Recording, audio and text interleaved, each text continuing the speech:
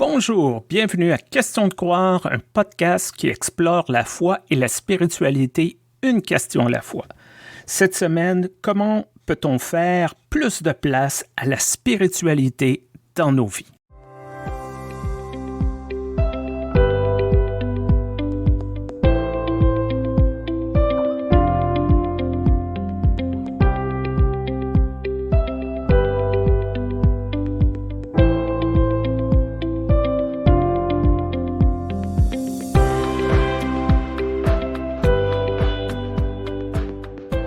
Bonjour Stéphane, et puis aujourd'hui, bonjour Ludovic.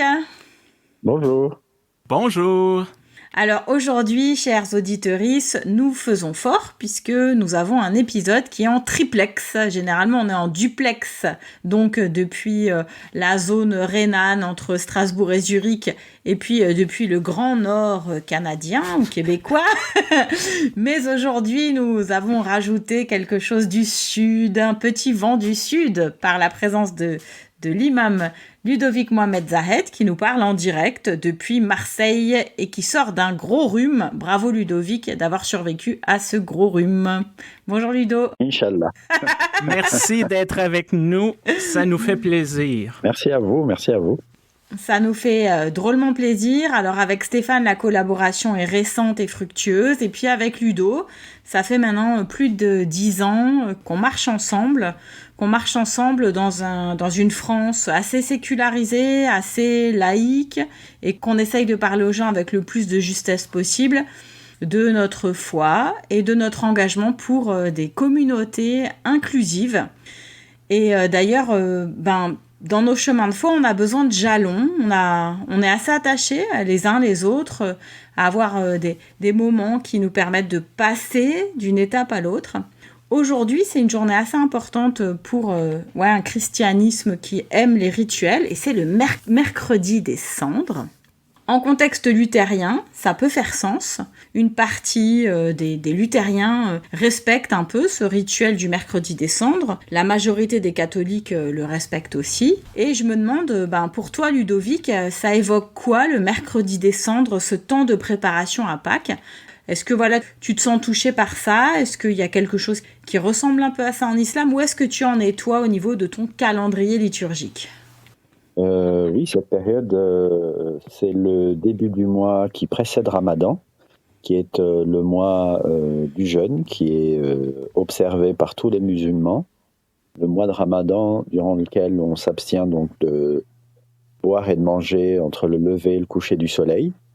L'esprit de cette pratique n'étant pas la privation, mais bien une disponibilité accrue à des pratiques spirituelles qui ont lieu durant Ramadan de manière plus intensive que durant le reste de l'année. On se consacre pendant Ramadan à la prière, à la méditation, y compris la nuit.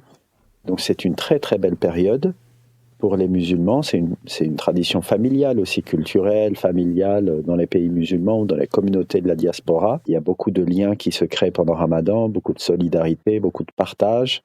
Et à chaque année, on est très heureux de voir... moi, personnellement, je suis très heureux de voir Ramadan se rapprocher. J'en parlais avec ma mère là, il y a un mois en disant « Oh là là, je vais commencer à faire la cuisine et à congeler des plats parce qu'il y a Ramadan qui approche. » Je lui ai dit « Mais c'est dans 4 mois !» Elle m'a dit « Oui, mais il faut cuisiner beaucoup pour vous tous. » C'est vrai qu'on se réunit chez la famille et on prie ensemble. Et il y a beaucoup de choses qui se passent pendant Ramadan. On n'a pas le temps, en fait, surtout dans le monde dans lequel on vit aujourd'hui, qui va à 100 à l'heure. On n'a pas le temps de faire par ailleurs. Et donc moi, pendant Ramadan, je ne travaille pas pendant tout un mois. Je ne fais que l'observation de pratiques spirituelles. Et ce qui est intéressant, c'est ça, c'est justement la convergence de ces différentes pratiques, avec différentes formes de liturgie, différentes colorations culturelles, mais qui représentent une forme d'invariant, qui sont un peu toujours les mêmes, quelles que soient les traditions spirituelles, les traditions religieuses, que ce soit chez les bouddhistes, les hindouistes, les chrétiens, les juifs, les musulmans. Le jeûne, ça fait partie de toutes nos traditions culturelles. Et il y a quelque chose de l'ordre d'une forme de vérité universelle, là, dans le fait de se consacrer au moins une fois dans l'année à rien d'autre qu'à la contemplation et la méditation. J'aime beaucoup ce que tu dis, Ludovic, lorsque tu parles du monde actuel dans lequel que l'on vit, parce qu'on nous incite à aller à la destination, de penser qu'à la destination, le résultat. Mais on parle peu et on réfléchit, je crois, pas assez sur ce cheminement.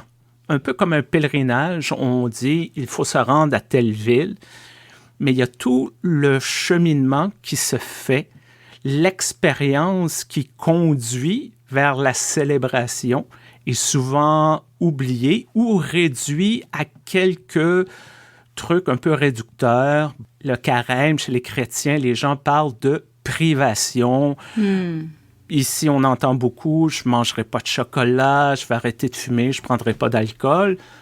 Mais le pourquoi que l'on fait ça, parce que le but ultime, c'est de se préparer à cette grande célébration de Pâques pour les chrétiens. Et parfois, je leur dis, au lieu de se priver de quelque chose, peut-être vous pouvez ajouter quelque chose. Vous pouvez ajouter plus de lecture de la Bible, vous pouvez être plus généreux, parce que le but, c'est de se préparer. Alors là, vous êtes en train de me mettre un peu une claque tous les deux, parce que c'est vrai que la façon dont j'ai abordé Carême ces dernières années, j'ai réfléchi à ce qui était de l'ordre de l'addiction pour moi, et c'était beaucoup le sucre. Et j'ai essayé de contempler un peu, de regarder mon lien au sucre, mon addiction, et de baisser sa consommation. Donc finalement, dans ce que vous dites, moi j'entends que j'étais plutôt dans le fait de me priver de quelque chose plutôt que de rajouter quelque chose. Et je me demande maintenant comment aborder ça différemment. Et peut-être qu'on est assez nombreux à chercher à renouveler nos pratiques autour de ces mois qui sont, comme tu l'as dit Stéphane, un peu aussi comme des mois de pèlerinage, intérieur, extérieur. Comment renouveler les pratiques? Comment aussi les faire résonner avec notre vie quotidienne? Parce que tu vois, Ludovic, comme toi, tu travailles énormément tout le reste de l'année. Pendant un mois, tu vas moins travailler. Je sais très bien que tu vas pas arrêter de travailler parce que je te connais depuis 10 ans maintenant. Mais tu vas avoir le sentiment que tu travailles moins qu'avant. Mais il y a des gens qui, je sais pas, qui sont à charge de famille, avec des enfants en bas âge ou quoi, qui peuvent pas vraiment se poser. Et qu'est-ce qu'on fait dans ce cas-là? Comment est-ce que vous, du coup, vous arriveriez à un peu conseiller les gens de pouvoir prendre un temps pour eux de préparation? C'est une très bonne question parce que c'est un privilège que de pouvoir choisir la période de l'année où on va se consacrer au spirituel. Et j'aime bien l'idée effectivement que, comme on disait tout à l'heure, il ne s'agit pas tant de privation, mais que de temps supplémentaire pour être en mesure de se consacrer à des pratiques de manière plus intensive, plus introspective, plus spirituelle que le reste de l'année. Et ça, je pense que tout le monde peut le faire. Après, voilà, moi je conseille toujours aux gens de faire ce qu'ils peuvent. Il y a des gens, je vois, ils travaillent très tôt le matin ou très tard le soir. Là, cette année, ça va mieux, mais il y a quelques années, Ramadan, c'était durant l'été. Et c'était invivable pour beaucoup de gens qui vivent dans les pays du Nord, qui avaient des rythmes de fou, qui avaient 5 ou 6 heures à peine pour manger la nuit. Et le reste du temps, hop, ils repartaient au travail. Pour moi, c'est pas de la spiritualité, c'est une contrainte, c'est dogmatique, c'est subir une tradition. Et je conseillais aux gens, comme c'était le cas il y a plusieurs siècles en Arabie, quand cette tradition est née chez les musulmans, qu'ils se sont appropriés cette tradition du jeûne une fois dans l'année qui existait chez d'autres communautés religieuses. Ils faisaient pas le jeûne pendant plus de 20 heures, hein. Parce que le climat n'était pas le même, les saisons n'étaient pas les mêmes. Donc, il faut se dire que tout ça, c'est symbolique, que ça donne du temps pendant la journée, mais qu'il ne faut pas rallonger un jeûne au-delà d'une certaine limite du raisonnable. Donc, rompre le jeûne à 22 ou 23 heures, comme j'ai vu certaines personnes le faire, et ensuite à 3h30 ou à 4 heures, reprendre le jeûne, c'est pas sain. Ça, encore une fois, je parlais de ma mère tout à l'heure, mais je lui conseille, moi, toujours, parce qu'elle a des problèmes rénaux depuis des années. Il y a quelques années, elle a failli tomber dans le coma à cause de ses calculs rénaux. Je lui ai dit, mais c'est impossible, tu ne peux pas faire Ramadan. Il faut que tu arrêtes. Donc, cette année-là, elle a accepté. Et donc, j'allais régulièrement, je passais la nuit avec elle. Et le matin, je lui donnais un verre de jus d'orange et des biscuits. Je lui disais, tu manges devant moi. C'est impossible qu'il fasse Ramadan aujourd'hui. Voilà, donc il y a aussi un attachement qui est vraiment très touchant, surtout des personnes âgées dans nos communautés musulmanes, à cette tradition qu'ils ont toujours pratiquée. Et donc de se dire, mon Dieu, je ne vais pas pouvoir faire Ramadan parce que j'ai plus la santé aujourd'hui. Bah oui, malheureusement, tu feras autre chose. Tu prieras plus, tu liras le Coran, tu prendras ton chapelet plus souvent dans la journée. Voilà, mais l'idée derrière, c'est toujours ce qu'on appelle en arabe le maslaha, le bien-être des communautés et des individus qui les composent. Et donc ce bien-être, il faut le cultiver avec des pratiques qui sont utiles, mais c'est pas la pratique en soi qui fait la spiritualité. C'est pas le jeûne, le fait de pas manger, de pas boire pendant plusieurs heures, qui suffit à être spirituel. Parce que je vais vous dire, les gens qui sont imbuvables pendant Ramadan, qui sont énervés toute la journée, qui passent leur temps à se crier dessus, à se tabasser dans la rue pour une histoire de feu rouge, de priorité, de machin, mais j'ai vu ça toute mon enfance et mon adolescence en Algérie. Donc franchement, si c'est ça Ramadan, mon grand, mais va manger. Parce que c'est pas Ramadan, clairement.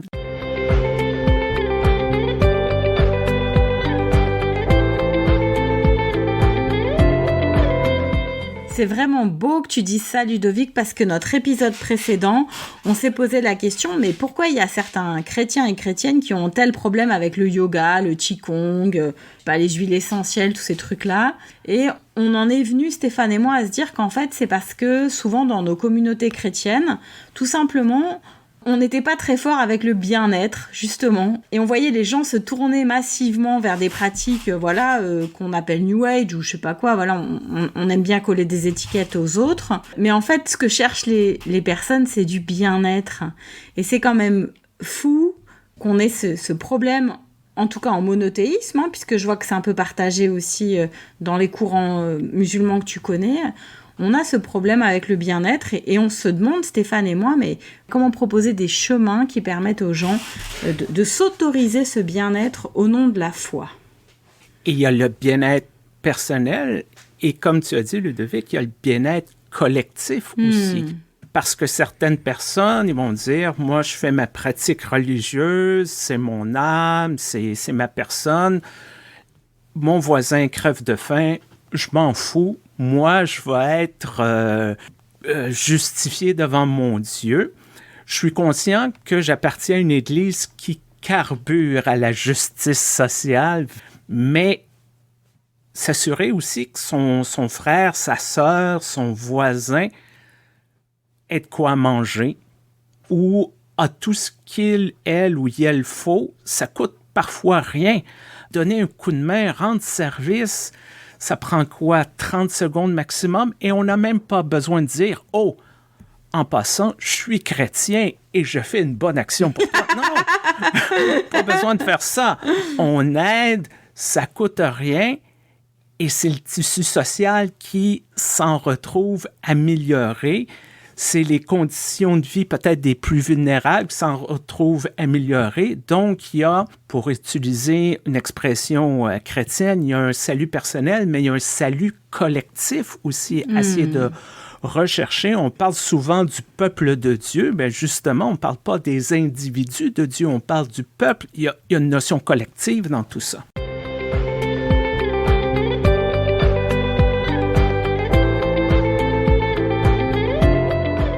Moi, j'aimerais bien te demander, Ludovic, je me permets un peu de parler de ta vie personnelle. J'espère que c'est correct. Sinon, on coupera au montage. Je me demande un petit peu, toi, du fait que tu sois coordinateur d'un foyer de migrants et peut-être de migrantes aussi à Marseille. Comment est-ce que tu arrives justement à encourager ce vivre ensemble qui soit à la fois ancré dans le respect des spiritualités des uns des autres, mais aussi dans le bien-être. Comment est-ce que tu arrives en tant que coordinateur, que responsable un peu de la maison, à conjuguer tes besoins et les besoins des autres? Et est-ce que ta foi joue aussi là-dedans? Est-ce que c'est finalement le moteur de tout ça? Parce que moi, j'ai visité cet endroit et c'est un endroit qui, avec très peu, fait beaucoup. Oui, alors c'est vrai que c'était un projet un peu fou. Même moi qui ai fait des trucs un peu très queer, on va dire, très borderline, ces 15 dernières années, je me disais, mais là, vraiment, est-ce que ça va marcher? Et donc, on a créé cet institut en 2015 à Marseille. Et c'était dans une période vraiment difficile parce qu'il y avait des attentats en France, parce qu'il y avait une augmentation du racisme, de l'islamophobie à cette période. Et donc, on s'est dit, il faut vraiment investir sur l'accueil et la formation. Il faut armer ces gens qui font partie de nos communautés pour qu'ils puissent se construire de manière équilibrée et ensuite être des acteurs du vivre ensemble et de l'inclusivité et de l'intersectionnalité, du dialogue inter-religieux, inter-LGBT, tout ce qu'ils veulent.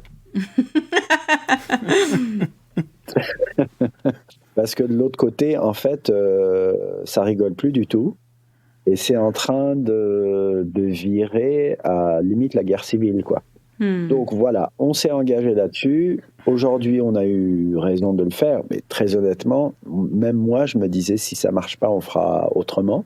Mais c'est vrai que à l'Institut, là, on travaille beaucoup sur la recherche, la publication, la formation et donc l'accueil, notamment de migrants LGBT, surtout des gens d'Afrique subsaharienne, qui viennent chercher refuge, asile en France, en Europe, en raison de leur orientation sexuelle ou de leur identité de genre. Donc tout le monde est bienvenu, hein, mais c'est surtout ces gens-là dont personne ne s'occupe, qu'on privilégie en termes d'accès aux petits refuges, là où on a 5 lits à disposition.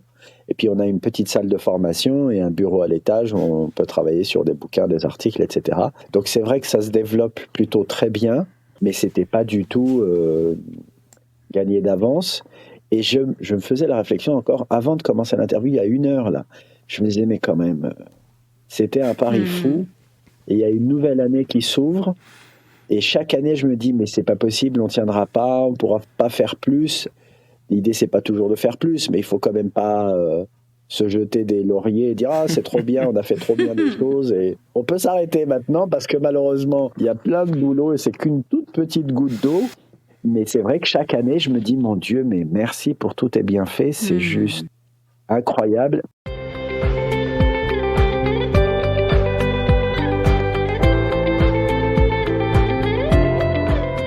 Dans mon contexte, en Amérique du Nord, il y a cette perception que les gens de foi critiquent, condamnent et même se retirent du monde, de la société qui les entoure.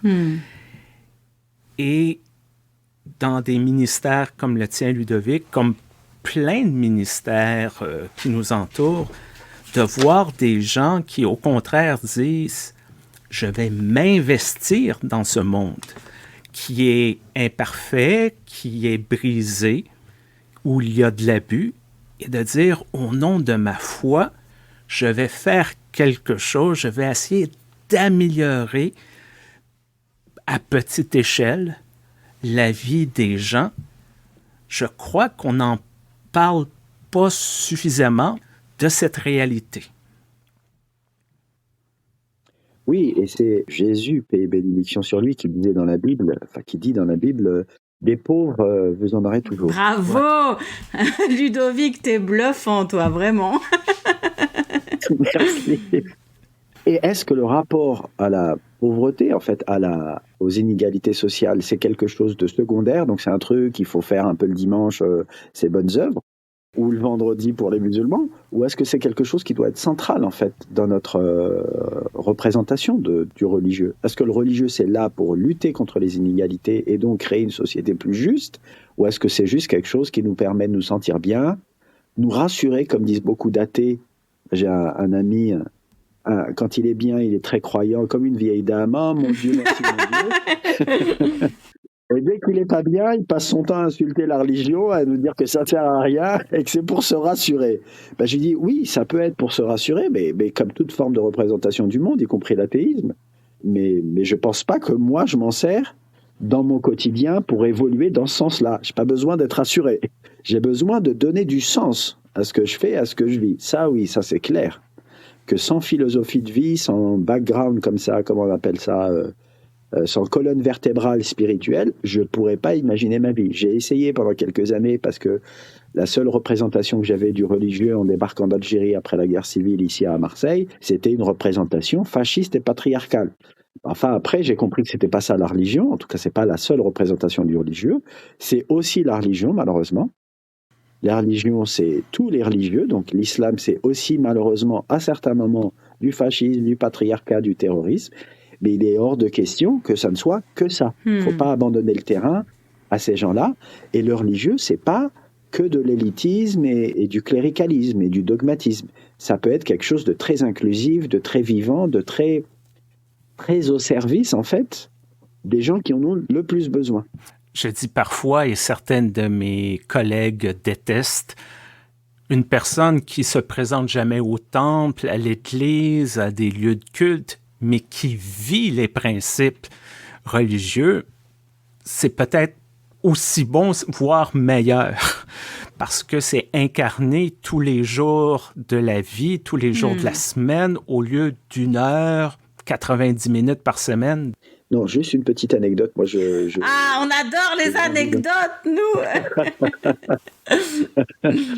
Petite anecdote que je tiens de ma grand-mère, paix à son âme, du côté de mon père, qui était un peu mystique, qui a toujours été spirituel, qui s'était fait beaucoup critiquer dans sa jeunesse par rapport à tout ça. Enfin bref, et qui était très versé dans le soufisme, le mysticisme, qui m'a appris pas mal de choses, mais que j'ai compris que plus tard.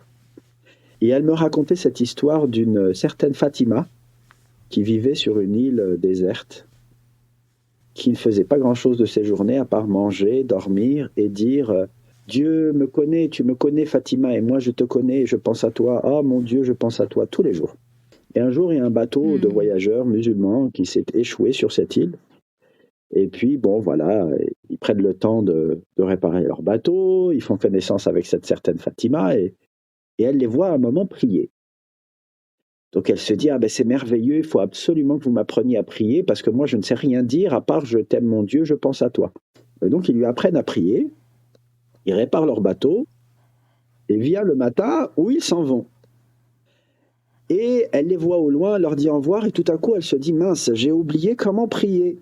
Oh là là, j'ai tout oublié, vite il faut que je leur cours après. Et elle se met à courir sur le sable et ensuite à courir sur l'eau. Et donc, il la regarde avec des yeux ébahis et lui dit « Non, mais en fait, t'as pas besoin d'apprendre à prier. Ce que tu fais, ça marche très bien. Retourne vivre ta vie, peut-être que tu sais la vivre. » Voilà. Donc, ce ne sont que des outils. Toutes les religions mènent à Dieu, aucune religion n'est Dieu. C'est ce que disait un mystique indien du XXe siècle, Ramakrishna. Mais écoutez, moi, en vous écoutant, là, je me sens vraiment entourée de 2 frères qui ont à cœur finalement aussi ces paroles de Jésus, mais aussi d'autres prophètes, comme le prophète Mohammed, j'imagine, qui aussi à sa façon a voulu apporter du bon et du meilleur au monde. Et ça m'a fait du bien de vous écouter. Puis alors du coup, je vais un petit peu me remettre en question pour ce temps de carême et voir ce que je peux rajouter au lieu d'ôter. En tout cas, c'était une belle conversation et ça m'aide, moi, à rentrer dans ce temps de carême. Et c'est ainsi que se termine cet épisode. On tient à remercier encore une fois notre commanditaire, l'Église unie du Canada. Peu importe la plateforme sur laquelle vous nous écoutez, n'oubliez pas d'aimer, de partager, de laisser un commentaire. Écrivez-nous questionsdecroire@gmail.com. Vous avez des questions, des suggestions, des personnes vous croyez que nous devrions rencontrer. On est là. Merci beaucoup, Joanne. Merci beaucoup, Ludovic, pour cette conversation malheureusement trop courte. Ah oui. Merci à vous deux. C'était très fraternel, sororal, effectivement. À bientôt. À bientôt. À bientôt. Salam. Salam.